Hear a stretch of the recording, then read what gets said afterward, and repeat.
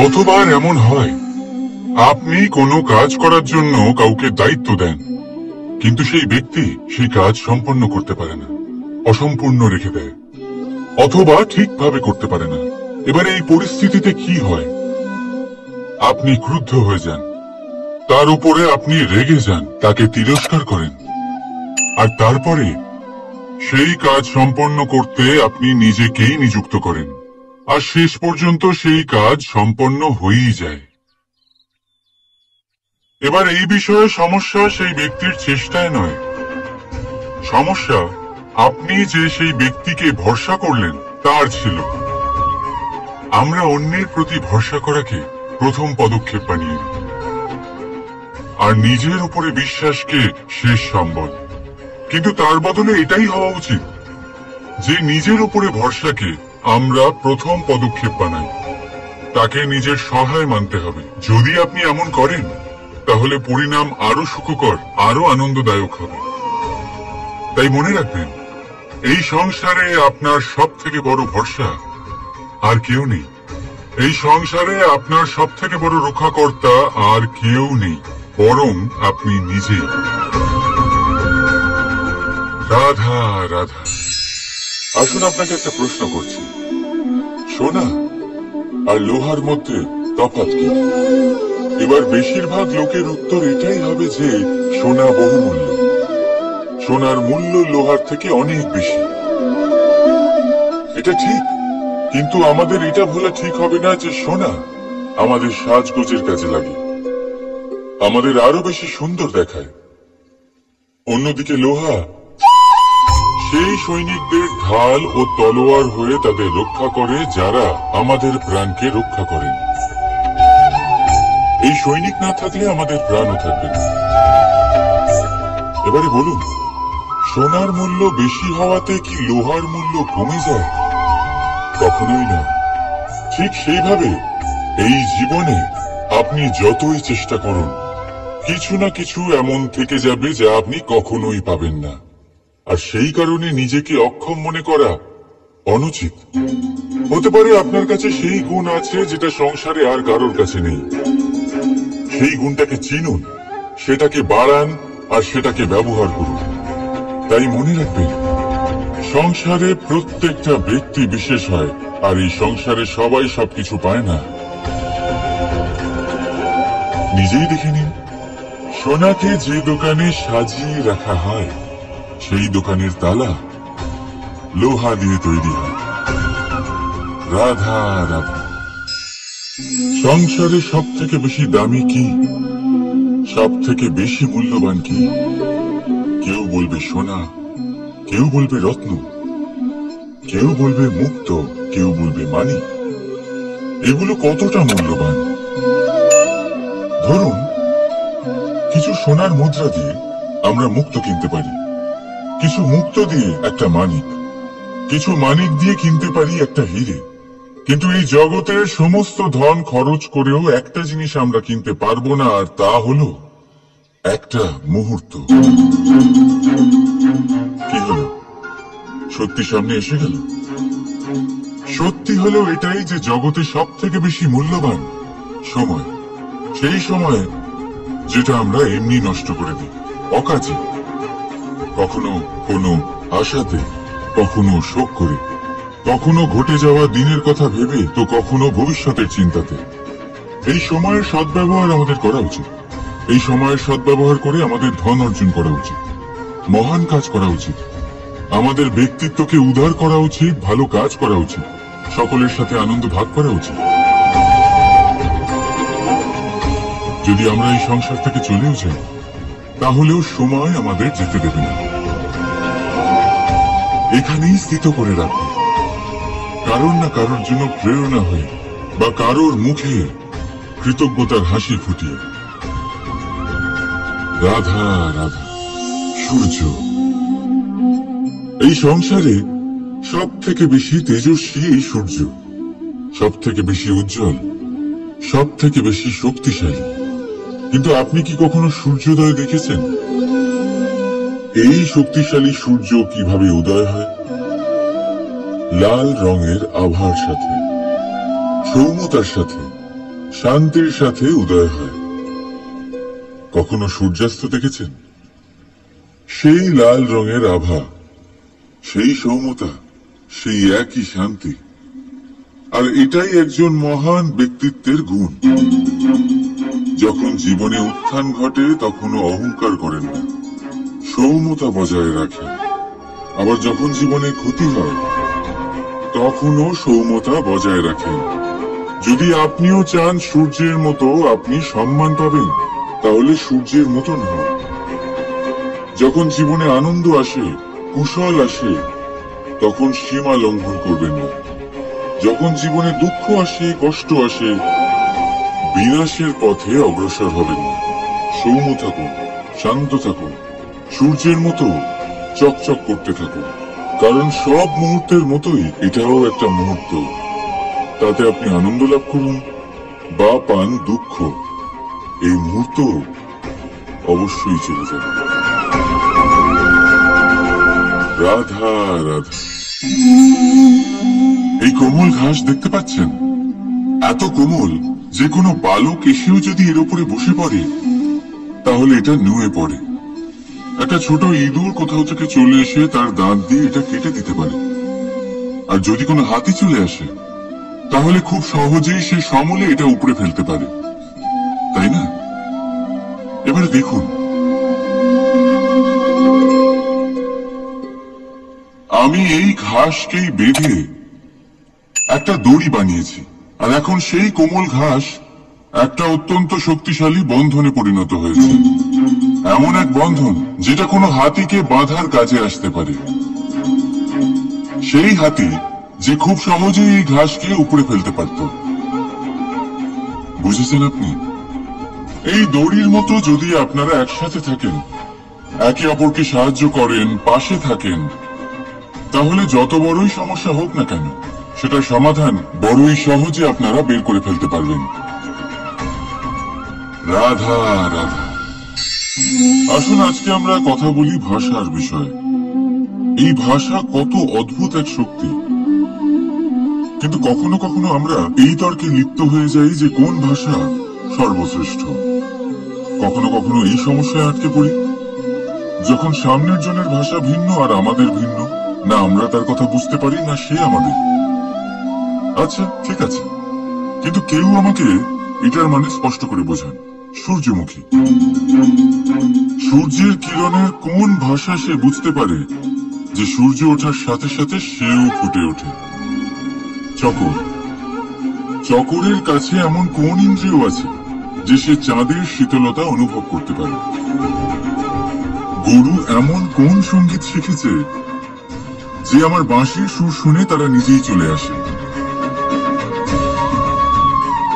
এই সব, এই পুরো সংসার, এই ব্রহ্মাণ্ড শুধুমাত্র একটা ভাষা বোঝে, প্রেমের ভাষা। না কোনো শব্দ, না কোনো বাণী, শুধু অনুভূতি। এই প্রেমের ভাষা সংসারের সব থেকে বড় ভাষা, যেটা আপনি নিজেও বুঝতে পারেন, আবার অন্যদেরকেও বোঝাতে পারেন। রাধা রাধা। সাগর আর নদী, এই দুই হলো জলাধার, কিন্তু দুজনের মধ্যে তফাৎ দেখুন কতটা। যখন বৃষ্টি পড়ে তখন নদীর স্তর বেড়ে যায়, এত বেশি বেড়ে যায় যে কখনো কখনো পার ভেঙে বয়ে যায়, সব ধ্বংস করে দেয়। কিন্তু যদি বৃষ্টি না হয় তাহলে শুকিয়ে যায় এই নদী, একটা ক্ষীণ ধারায় পরিণত হয়। অন্যদিকে আছে সাগর। এবার সাগরকে দেখুন, যদি নদী এসে সাগরের সাথে মিশেও যায় তাহলেও সাগরের স্তর বেড়ে ওঠে না। সূর্যের তাপ যতই বেড়ে যাক না কেন, সেই তাপের কারণে সাগরের স্তর কমে যায় না, শান্ত হয়ে থাকে, সবেতে সামঞ্জস্য রাখে। আর সেই জন্যই তো এত বিশাল, এত মহান হয় এই সাগর। যদিও আপনিও মহান হতে চান, নিজের ব্যক্তিত্বকে বিশাল বানাতে চান, তাহলে মনে রাখুন আপনাকে সাগরের মতো হতে হবে। শান্ত চিত্তে থাকুন, সবকিছু সমান রাখুন। যদি জীবনে কিছু বেশি সুখ চলে আসে তাহলে নিজের বোধ বুদ্ধি হারাবেন না। যদি জীবনে দুঃখ আসে, কষ্ট আসে, তাহলে আপনার দৃঢ়তা, আপনার লক্ষ্য আর আপনার শক্তিকে ভুলবেন না। কারণ এই শ্রেষ্ঠত্ব ব্যক্তির আচরণ মানা হয়। রাধা রাধা।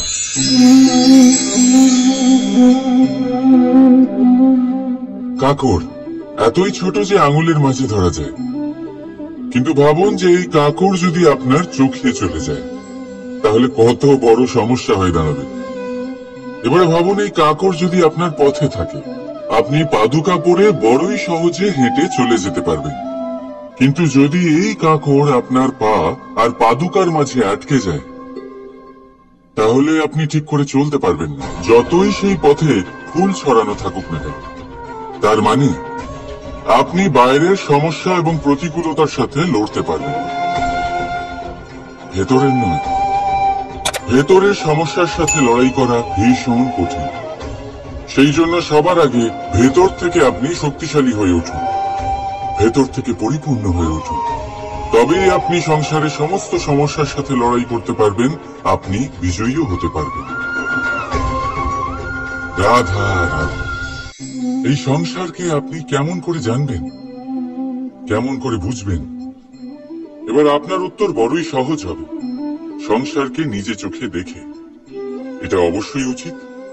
এবারে দেখুন না, আমরা নিজে চোখে এই সংসারকে দেখি, একে চিনি, তারপরে আমরা বুঝতে পারি। কিন্তু আমরা এটা খেয়াল করতে পারি না যে সমস্ত সংসারকে দেখছে যে চোখ, তা কতটা ছোট হয়, তাই না?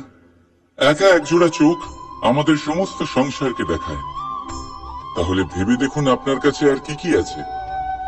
দুটি চোখ আছে, দুটি কান আছে, বলার ক্ষমতা আছে, যা দিয়ে আপনি শব্দ নির্মাণ করতে পারেন, শব্দ যা দিয়ে আপনি ব্রহ্ম বানাতে পারেন। দুই হাত আছে, যদি সে চায় তাহলে পাতাল খুঁড়ে সে জল নিয়ে আসতে পারে। দুটি পা আছে, যদি সে চায় তাহলে সংসারে যত বড়ই পর্বত হোক না কেন তাকে পার করতে পারে। একটা হৃদয় আছে, যে প্রেমের বন্ধনে সবাইকে বেঁধে রাখে। একটা মন আছে, যে প্রকাশের থেকেও বেশি তীব্র গতিতে চলে। এক মস্তিষ্ক আছে, যে যত বড়ই সমস্যা হোক না কেন সমাধান বের করে ফেলে। এবারে ভেবে দেখুন আপনার কাছে কি কি নেই। বোঝার চেষ্টা করুন আপনি কতটা ধনবান। এই সংসারে সেই ব্যক্তি সুখী নন যার কাছে ধন আছে। সুখী সেই যে ধনের সদ্ব্যবহার করে। ঠিক তেমনি আপনার ধন হলো আপনার এই শরীরের ক্ষমতা। এই শরীরের ক্ষমতাগুলিকে ব্যবহার করে ধনাত্মক দৃষ্টিভঙ্গিতে সবকিছু দেখুন। এই সংসারকে বুঝুন, নিজেকে বুঝুন। এই সুখ চাইলেও আপনার থেকে দূরে থাকতে পারবে না। রাধা রাধা। এই সংসারে সব থেকে বড় রোগ কোনটা? কেউ বলবে খিদে, কেউ বলবে বার্ধক্য, কেউ বলবে জ্বর আদি ইত্যাদি। আমরা সবসময় চেষ্টা করি যে আমরা এই সব রোগ থেকে দূরে থাকি। সময় মতো আমরা চিকিৎসকের সাথে দেখা করি। অনেক চেষ্টা করি যাতে এই রোগ আমাদের আশেপাশেও না ঘোরাফেরা করতে পারে। কিন্তু জগতের সব থেকে বড় রোগ সব সময় আমাদের সাথেই থাকে, আর এই রোগের নাম হলো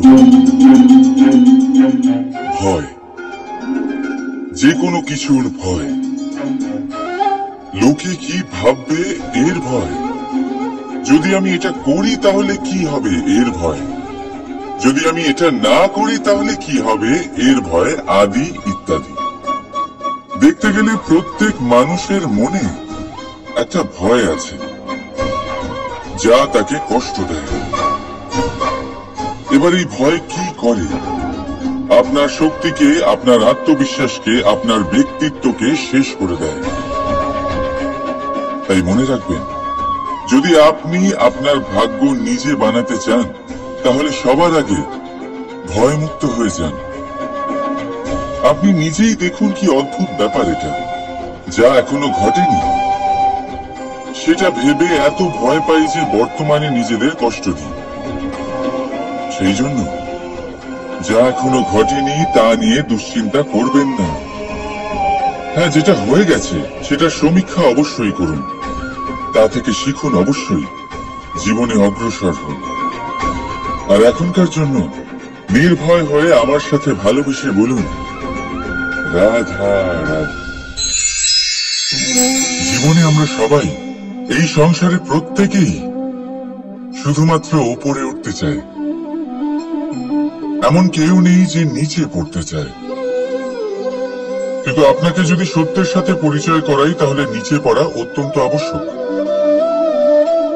যখন আপনি নিচে পড়েন, তখন সর্বপ্রথম আপনার মনে পড়ে উপরে যখন ছিলেন সেই স্থান, সেই সময় এবং তার গুরুত্ব কি ছিল। তার থেকেও বড় শিক্ষা, আপনার যখন পতন ঘটে তখন আপনি বুঝতে পারেন আপনার আপন কে আর আপনার পর কে। কে আপনার শুভাকাঙ্ক্ষী আর তারা কে যারা আপনাকে ঈর্ষা করেন, আপনাকে ঘৃণা করেন।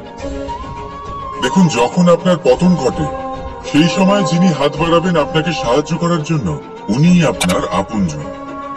আর যখন আপনার পতন ঘটে তখন শান্ত হয়ে দেখবেন যে আপনাকে দেখে হাসছে সেই আপনার পর।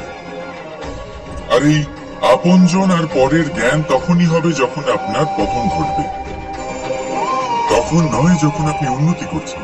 সেই কারণে পতনকে কখনো ভয় পাবেন না। এটা আপনাকে জীবনের খুব বড় এক শিক্ষা দিয়ে যায়। রাধা রাধা।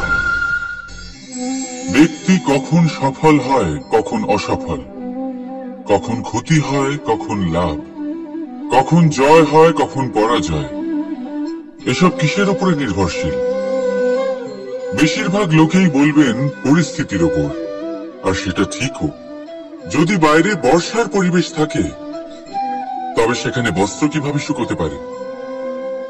যদি ঝড়ের পরিবেশ থাকে, তাহলে নৌকা কিভাবে পার করানো যেতে পারে?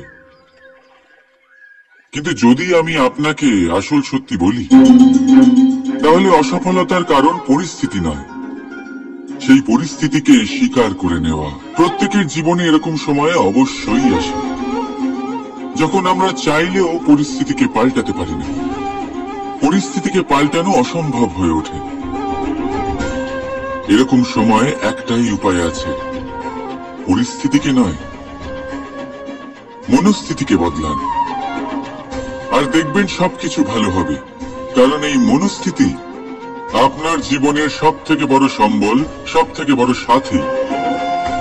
দেখুন, অপবাদ, অসফলতা প্রত্যেকের জীবনের একটা অংশ অবশ্যই, কিন্তু আপনাকে নিরন্তর চেষ্টা করে যেতে হবে, পুনরায় ঘুরে দাঁড়িয়ে এগিয়ে যেতে হবে, তবেই সফলতা আসবে। যদি এতই সহজ হতো সফল হওয়া, তাহলে সবাই সফল হতো, তাই তো? রাধা রাধা। বন্ধুত্ব, সংসারের সব থেকে বড় সম্পর্ক এই বন্ধুত্ব। জীবনে মা, বাবা, ভাই, বোন, এইসব সম্পর্ক আমরা বাঁচতে পারি না, কারণ এগুলি আমরা জন্মের সাথেই পাই। কিন্তু বন্ধুত্ব একটাই এমন সম্পর্ক যেটা আমরা বাছাই করতে পারি, যা আমরা বানাই, যা আমরা এগিয়ে নিয়ে যাই। তাই এই বন্ধুত্ব নিয়ে গর্ব করুন।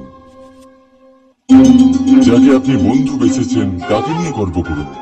যদি আপনারা দুজনে একসাথে থাকেন, তাহলে সেটা নিয়ে গর্ব করুন। যদি আপনার বন্ধু জীবনে এগিয়ে যায়, সফলতা পায়, তাহলে গর্ব করে বলুন, এই সফল মানুষটি আমার বন্ধু। যদি আপনার বন্ধু কোনো কারণে পিছিয়ে পড়ে, কোনো বিপদে পড়ে যায়, তখনও গর্বের সাথে তার পাশে দাঁড়িয়ে বলুন যে এই মানুষটি আমার বন্ধু। বন্ধুর সাথে একজোট হয়ে দাঁড়িয়ে থাকুন, যে কোনো পরিস্থিতিতে, সেটা ভালোই হোক বা খারাপ। এটাই মানুষের সব থেকে বড় পরীক্ষা। আর যে এই পরীক্ষায় উত্তীর্ণ হবে, বুঝে নেবেন তার জীবনে কোনো বিপদ আসতেই পারবে না, তারও না, তার বন্ধুর জীবনেও না। তাহলে আসুন আর আমার সাথে ভালোবেসে বলুন, রাধা রাধা। আমরা সকলে পরিশ্রম করি, আর তার ফলও আমরা ভোগ করি। কিন্তু অনেক সময় এরকম হয় যে পরিশ্রম আমরা করি, কিন্তু বাহবা অন্য কেউ পেয়ে যায় বা অন্য কেউ নিয়ে যায়। এবার এই সময় আমরা নিরাশ হয়ে পড়ি, হতাশ হয়ে পড়ি, তারপর কাজে আমাদের একটুও মন বসে না। আমরা আমাদের পূর্ণ যোগদান করা বন্ধই করে দিই। চিন্তা করতে থাকি যে পুনরায় যদি এরকম পরিশ্রম করি আর পুনরায় সেই পরিশ্রমের বাহবা অন্য কেউ নিয়ে যায়, তাহলে সেই পরিশ্রম করেই বা কি লাভ? আর তার পরিণাম, এই সংসার আপনাকে নিকৃষ্ট মনে করতে শুরু করে। এবার আপনি জিজ্ঞেস করবেন এরকম সময় কি করা উচিত। আপনাকে একটা কথা বলে রাখি, যে যদি আপনি এই নিয়ে চিন্তাই না করেন যে আপনার পরিশ্রমের বাহবা অন্য কেউ পেয়ে যাবে, তাহলে আপনি এই সংসারে মহান থেকে মহানতর কাজ করতে পারবেন। প্রত্যেকবার নিজের থেকে ওপরে যেতে পারবেন। আর এই সিঁড়ি অনেক লম্বা। তাই মনে রাখবেন, যখন কোনো বাগানে ফুল ফোটে তাহলে লোকে মালিকে বাহবা দেয়, কিন্তু যখন সুগন্ধ বেরোয় তখন লোকে মালিকে নয়, সেই ফুলকে মনে রাখে। সেই জন্য নির্বিকার হয়ে চেষ্টা করতে থাকুন, পরিশ্রম করতে থাকুন। আপনি বাহবা অবশ্যই পাবেন। যদিও বা আপনাকে বাহবা দিতে লোকে ভুলে যায়, এই প্রকৃতি কখনো ভুলবে না। রাধা রাধা। দেখতে গেলে এই সংসার বড়ই সুন্দর, কিন্তু আসল সত্যি এটাই যে সংসারে সবকিছু নশ্বর। যেটা কাল ছিল তা আজ নেই, যা আজ আছে তা কাল ছিল না, আর যা আজ আছে তা কালও থাকবে না। প্রত্যেক মানুষকেই যথাসময়ে কালের কাছে মাথা নত করতে হয়।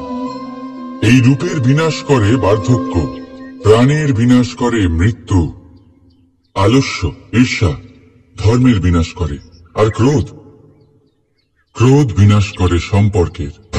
কিন্তু এরকম একটা অনুভূতি আছে যা একাই সমস্ত গুণ বিনাশ করতে সক্ষম হয়, আর সেটা হলো অহংকার।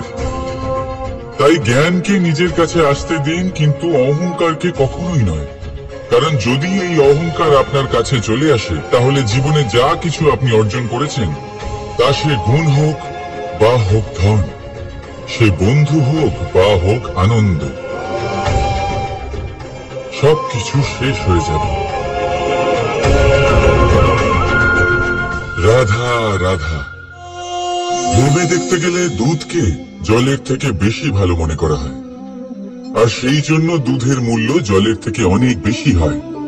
এবার যদি এই দুধ দিয়েই দই বানানো হয়, তাহলে এর আয়ু আরো কিছুদিন বেড়ে যায় এবং এর মূল্য আরো কয়েক মুদ্রা বেশি। এবার যদি এই দই থেকে মাখন বানানো হয়, তাহলে তার আয়ু আরো কয়েক সপ্তাহ বেড়ে যায়, আর তার মূল্য আরো কিছু মুদ্রা বেশি। এবার এই মাখন থেকে যদি ঘি তৈরি করেন, তবে এর আয়ু অনেক বছর বৃদ্ধি পায় এবং এর মূল্য মাখনের থেকে আরো কয়েক মুদ্রা বেশি। এবার এই সব কিছুর মূলে দুধই আছে, কিন্তু এদের সকলের আয়ুতে, এদের মূল্যে এত তফাৎ কেন? তার কারণ এই যে দুধকে দই হওয়ার জন্য অনেক কষ্ট সহ্য করতে হয়, দইকে মাখন হওয়ার জন্য লাঠির আঘাত সহ্য করতে হয়, আর মাখনকে ঘি হওয়ার জন্য বহু ঘন্টা ধরে আগুনের তাপ সহ্য করতে হয়। তারপর গিয়েই মাখন ঘি হয়, তারপরেই এর আয়ু বাড়ে এবং মূল্য বৃদ্ধি পায়। এবার আমরা মানুষেরাও সবাই সমান, দুধের মতো। কিন্তু মহান সেই হয় যে কঠিন পরিস্থিতির মুখোমুখি হয়, যে বিপদের মোকাবিলা করে, যে এই প্রতিযোগিতাগুলোয় সফল হয়।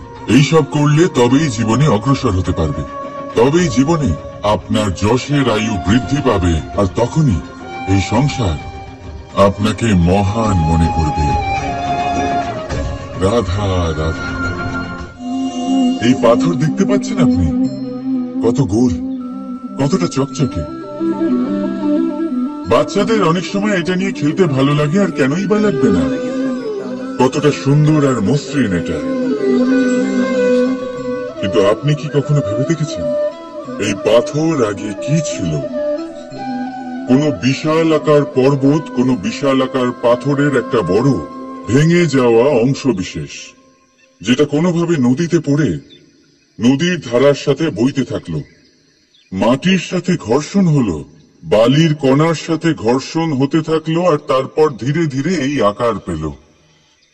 এবার আমরাও এই পাথরের মতোই। তাই মনে রাখবেন, আপনার ব্যক্তিত্ব, আপনার এই স্বরূপ ঈশ্বরের দেওয়া কখনোই নয়। হ্যাঁ, প্রকৃতি অবশ্যই আপনাকে জন্ম দিয়েছেন, কিন্তু আপনি নিজে নিজের ব্যক্তিত্বের রচয়িতা। আর আপনি তা রচনা করেন কঠিন পরিস্থিতির মুখোমুখি হয়ে, সংকটের ধারা পার করে। তাই আপনিও এই পাথরের মতো নিরন্তর চেষ্টা করতে থাকুন, নিজের অস্তিত্ব বজায় রাখুন, এই অস্তিত্বকে মহান করতে থাকুন, আর আমার সাথে ভালোবেসে বলুন, রাধা রাধা। বর্ষাকালে যখন ভয়ানক বৃষ্টি হয়, তীব্র গতিতে যখন হাওয়া চলে, তখন আপনি নিশ্চয়ই দেখেছেন যে পাখিরা, যাদের বাসা মাঝে মাঝে ভেঙে পড়ে, নষ্ট হয়ে যায়। কিন্তু আপনি কি কখনো সেই পাখিদের বিলাপ করতে দেখেছেন? কখনো নয়। যখনই সেই বৃষ্টি থেমে যায়, তারা আবার একটু একটু করে খড়কুটো জোগাড় করে তাদের বাসা বানিয়ে ফেলে, নিজের সংসার সেই রকমই বানিয়ে দেয় যেমন আগে ছিল। এমন কেন? কারণ এই ঝড়ের তাণ্ডবের সাথে সেই পাখিদের কোনো বোঝাপড়া করারই নেই। তারা শুধু সেটাই করতে থাকে যেটা তাদের হাতে আছে, আর সেটাই হয়। আর এটাই হলো সুখী জীবনের মূল মন্ত্র। যেটা আপনার হাতে নেই, তা নিয়ে বিলাপ করে আপনার কোনো লাভ হবে না। মনোসংযোগ তাতেই করুন যা আপনার হাতে রয়েছে। যা বদলে গেছে তাকে আপনি আবার বদলাতে পারবেন না, কিন্তু যা আপনি বদলাতে পারবেন তাতে মনোসংযোগ করুন। এই জীবনে একটু ধনাত্মক হয়ে উঠুন, দেখবেন সব শুভ হবে।